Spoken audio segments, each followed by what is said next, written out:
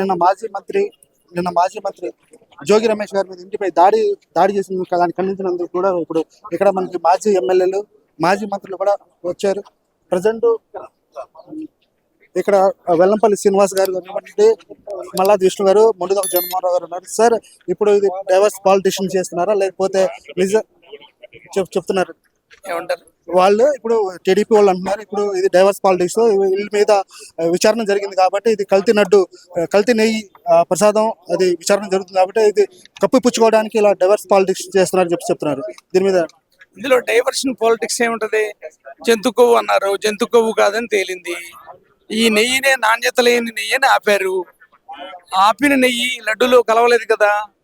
2 animal fat అన్నారు, లేదని చెప్పారు కదా. ఇందులో డైవర్ట్ చేయడానికి ఎవరు డైవర్ట్ చేస్తున్నారు? మీరు దొరికిపోయారు కాబట్టి, మీరు డైవర్ట్ చేయాలి కాబట్టి దీన్ని ఆసరాగా తీసుకుని మీరు ఏదైతే తప్పు మాట్లాడారో దాన్ని ప్రజలందరికీ తెలిసే విధంగా కార్యక్రమం చేస్తే దాన్ని కక్షపూరితంగా మీరు పోలీసులను ఉపయోగించుకొని, వ్యవస్థని ఉపయోగించుకొని రాంబాబు గారి మీద ఈయన మీద చేశారు దాడి. క్లియర్ గా ఒకటి తిడుతుంది. అప్పుడు ఆపగలిగితే ఆగేది కదా, ఆపలేదు కదా. మీరు ఆయన రెచ్చగొట్టారు, ఆయన చేశారు. ఇప్పుడు ఈయన ఏం చేశాడు? ఈయన కూడా ఏం చేయలేదు కదా. అక్కడ చేశారు కాబట్టి దాన్ని చేయడానికి ఇక్కడ కూడా చేశారు. ఎవరు డైవర్ట్ చేస్తున్నారు? మీరే చేస్తున్నారు. ఇప్పుడు వాళ్ళు చెప్పేది ఏంటంటే బహిరంగ నా కొడకల్లారు అన్నట్టు వాళ్ళు ఉచ్చరిస్తున్నారు.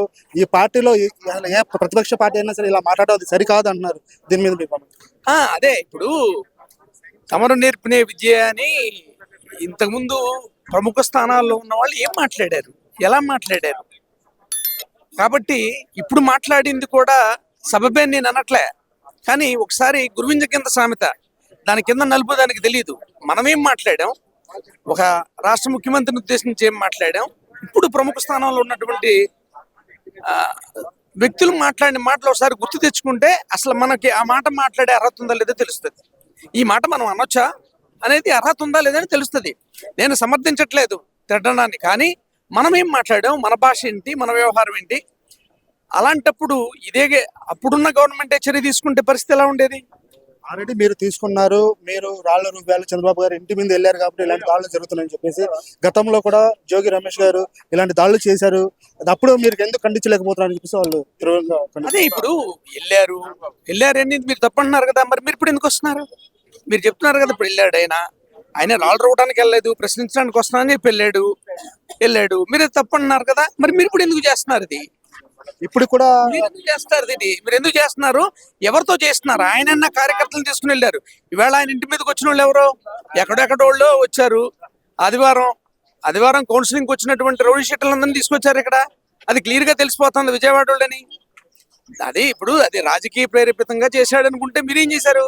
కక్షపూరితంగా చేసిన వ్యవహారం ఇది. ఇప్పుడు కూడా మీరు ప్రెస్ మీట్లు పెట్టి రెచ్చగొట్టే వ్యాఖ్యలు చేస్తున్నారు తప్ప, దీనికి కప్పు పుచ్చుకునేందుకు రెచ్చగొట్టే వ్యాఖ్యలు చెప్తున్నారు తప్ప మీరు దీనికి సరైన రీతిలో ఖండించట్లేదు అని చెప్పేసి వాళ్ళు చెప్తున్నారు. దీని మీద అదేంటిది? అందులో యానిమల్ ఫ్యాట్ లేదని చెప్పాం, ఎంతకన్నా ఖండనే ఉంది, అన్ని చెప్తున్నాయి. మీరే ఏం చెప్తున్నారు? కొత్తవి తీసుకొస్తున్నారు. అసలు ఈ దేశంలో ప్రతిష్టాత్మకమైన ల్యాబ్ చెప్పిన దాన్ని కూడా మీరు తప్పడుతున్నారు. అది మీరు ఆలోచించుకోవాలా. మీరు వాదన కోసం చేసిన తప్పుల్ని కప్పిపుచ్చుకోవడం చేస్తున్నారు. ఇవన్నీ పబ్లిక్ అంతా గమనిస్తుంది.